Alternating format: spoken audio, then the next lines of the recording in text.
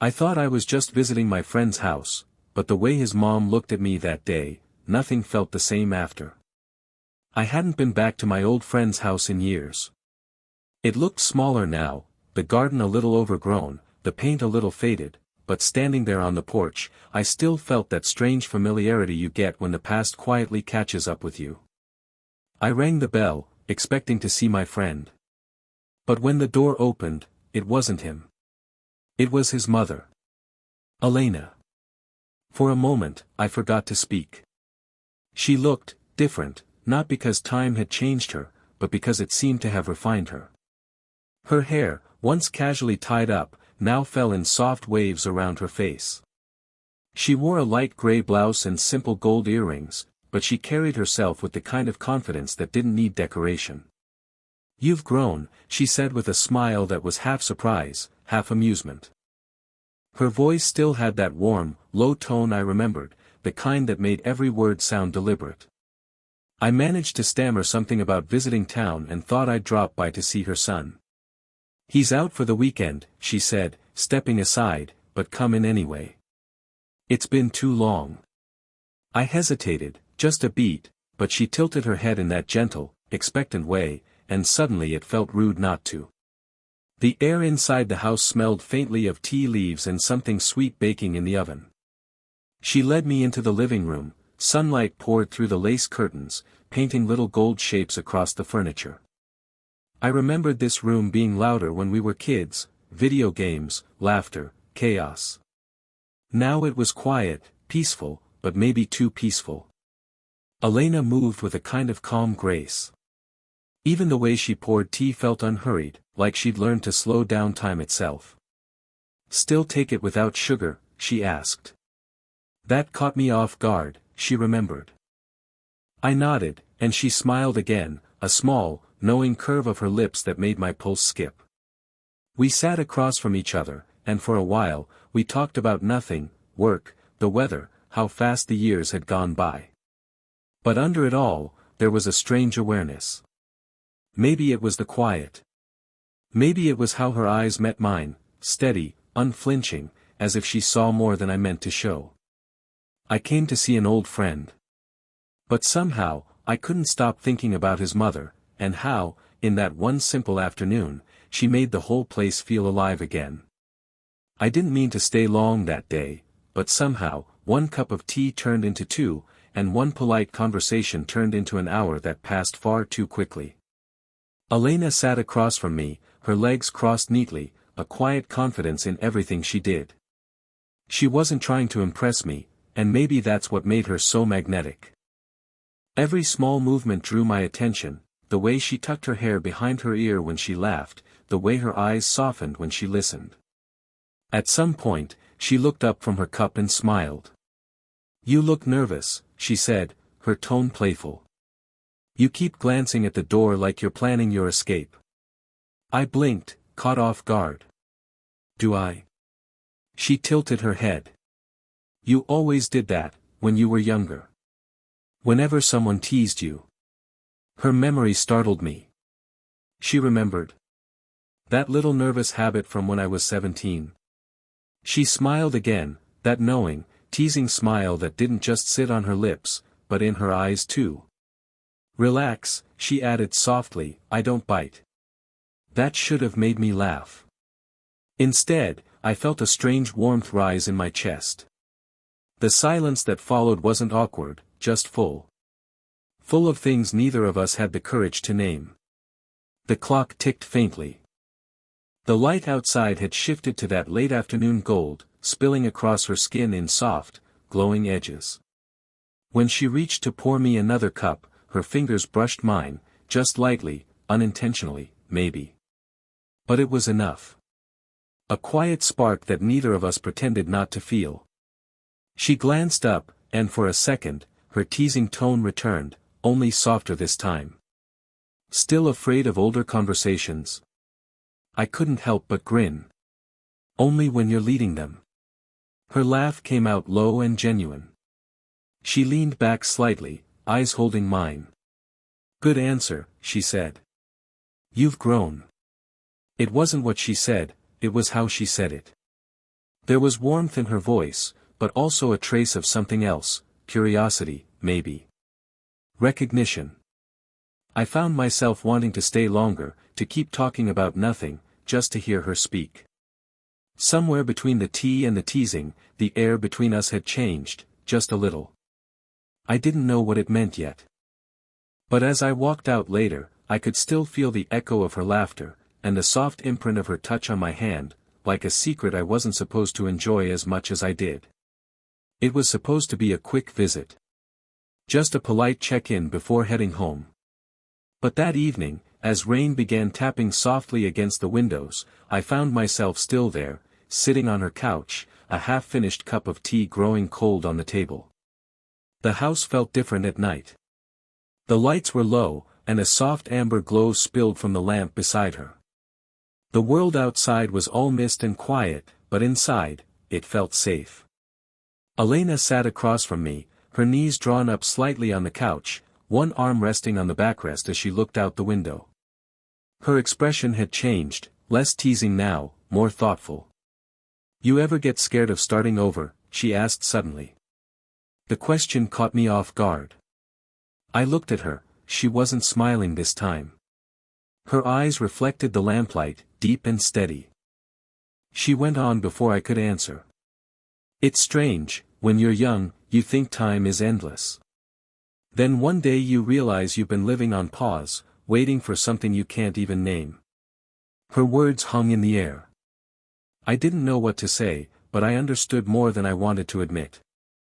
I told her how I'd been drifting lately, job to job, city to city, always busy, never settled. I said I was scared too, scared of staying still long enough to face myself. She listened. Really listened. No interruptions, no advice, just quiet attention. When I finally stopped talking, she smiled faintly. "That's not fear," she said gently. "That's honesty. Fear is pretending you're fine when you're not." I don't know why, but that line stayed with me. Maybe because she said it without pity, without judgment, just calm certainty. A small silence followed. The kind that feels like breathing space. I watched her tuck a loose curl behind her ear, her fingers brushing her cheek. For a moment, I wanted to reach out, not out of impulse, but understanding. Instead, I just said softly, "You make it sound easy." She looked at me, the corner of her mouth curving in that familiar, teasing way again. "It's not easy," she said. "That's why we talk about it." Her voice lingered even after I left that night. And as I walked home through the rain, I realized she hadn't just talked about fear, she'd shown me what it looks like when someone faces it, gracefully. A week passed before I saw her again. I told myself I was just dropping by to return the book she'd lent me, but if I'm honest, that wasn't the reason. When she opened the door, she smiled like she already knew that. "You again," she said softly, stepping aside.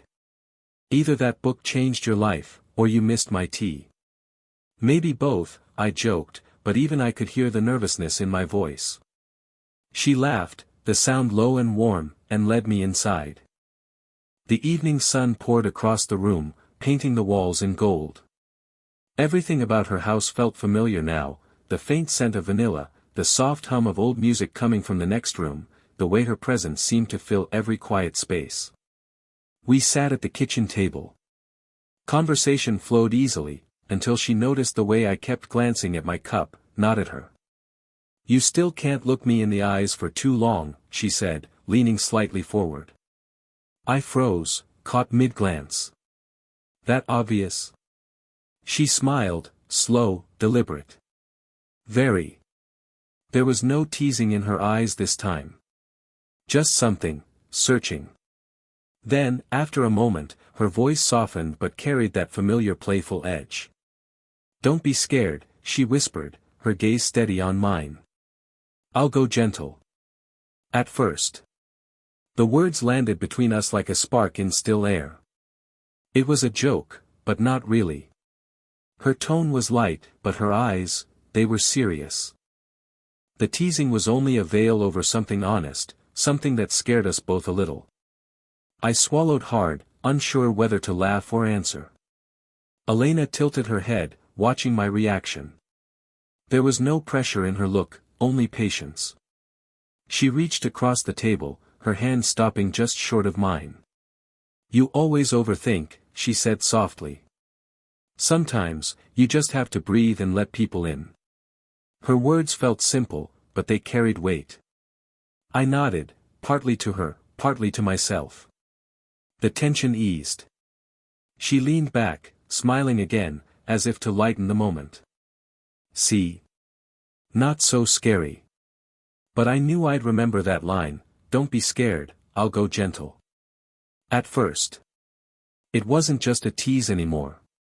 It was a promise, one that neither of us dared to name out loud. After that evening, I didn't visit for a while. I told myself I was busy, work, deadlines, errands that suddenly couldn't wait. But the truth was simpler, I was avoiding her, or maybe avoiding what she made me feel. Her voice, her words, the quiet weight of that teasing line, "Don't be scared. I'll go gentle." At first. It lingered in my head far longer than I expected. I'd catch myself thinking about her when I shouldn't. In between meetings, walking home at dusk, standing in line at a cafe, her laugh would echo somewhere in my memory. A few weeks passed before I saw her again. It wasn't planned. I was in the local bookstore, one of those quiet places where time seems to stop, and there she was. Standing by the poetry section, running her fingers gently along the spines of old paperbacks. She looked peaceful, like she belonged there. When she turned and saw me, surprise flickered across her face, followed by that familiar, half-smile that seemed to warm the room. "Well," she said softly, "I was starting to think you'd vanished." I laughed awkwardly. "Guess I got lost in work." She raised an eyebrow. "Or maybe you got lost in thought." Her tone was light, but there was something behind it, something unspoken, like she knew exactly why I'd stayed away. We talked for a while, standing between tall shelves that smelled of paper and dust. She showed me a book she'd loved years ago. When I reached for it, her hand brushed mine, brief, accidental, but enough to stir the quiet pulse that had never really faded. There was no teasing this time. Just a small, knowing silence. Outside, it had started to rain, soft and rhythmic, tapping against the glass windows. She looked out and smiled. "You should stay until it stops," she said. "No point rushing through weather like this." I nodded, grateful for the excuse. We didn't talk much after that. Just stood there, side by side, reading passages from old books, the kind that talk about time and memory and everything you can't quite explain. And for the first time in weeks, I didn't feel restless. I just felt still. Maybe distance wasn't a mistake. Maybe it was what we both needed, to understand that what was growing between us wasn't confusion anymore. It was quiet, patient, and real. It was a soft, windless evening when I finally went back to see her. The sky was turning violet, the kind of color that only lasts a few minutes before fading into night. I didn't plan what to say, I just knew I couldn't keep pretending that nothing had changed. Elena opened the door and looked genuinely surprised. "You," she said, smiling a little. "I was beginning to think the rain washed you away." I smiled back, but my voice came out quieter than I intended. "I missed our talks." She hesitated for just a moment before nodding. "Come in." The house felt the same, warm light, gentle music somewhere in the background. But tonight, there was something unspoken between us. No teasing, no small talk, just the quiet comfort of two people who'd run out of excuses to stay away. We sat in the living room, not far apart but not quite close either. For a while, we talked about ordinary things, books, the weather, her garden, until the pauses started stretching longer than the sentences. Finally, she looked up and said softly, "You've been different lately." "Different how?" "Calmer," she said. "But also, distant." Her eyes met mine, and there was no escaping it this time. I took a breath. I didn't mean to be. I stopped, searching for the right words. I guess I didn't know what this was. What we are. She didn't answer right away. She leaned back slightly, her expression thoughtful, maybe even a little sad. You make me feel seen again, she said finally. Like someone still notices the small things about me. The words hit me deeper than I expected. I looked at her, really looked, and saw the softness in her face, the quiet strength she carried, and the loneliness she hid behind humor. I said the only thing that felt true. You make me feel brave. Her lips parted slightly, as if she hadn't expected that. Then, slowly, she reached out and placed her hand over mine. Her touch was steady, warm, grounding. We sat like that for a long moment. No promises, no explanations. Just two people breathing in the same silence, finally letting their guards down. When she finally spoke again, her voice was barely above a whisper. Maybe, she said, that's enough. And for the first time, I believed it was. The days grew longer after that evening, quieter too. Life didn't change in any dramatic way, but something inside me did. I carried our last moment, her hand resting over mine, that simple truth between us, like a secret I didn't need to hide. I still saw her sometimes. Not as often, and never planned. Once at the market, another time when I passed her house and found her trimming roses in the front yard. Every time, we shared the same unspoken look, part warmth, part understanding. We didn't need to say what we both already knew. Weeks later, I went to see her one last time before moving to another city for work. I told myself it was just to say goodbye, but deep down, I think I needed closure. When she opened the door, her smile was soft, almost wistful. You really are leaving, she said quietly. I nodded. Tomorrow morning. She stepped aside, letting me in. The house smelled the same, tea, wood polish, and the faintest trace of her perfume. Everything felt frozen in time, like it had been waiting for this moment. We sat on the porch together, watching the sunset. Neither of us talked much. The air was cool, the kind that carries the scent of rain even when the sky is clear. After a long silence, she said, "You were never scared, you know." I smiled faintly. Maybe I learned that from you. She looked at me, her eyes reflecting the fading light. I wasn't teaching, she said. I was just trying to remember how to be brave myself.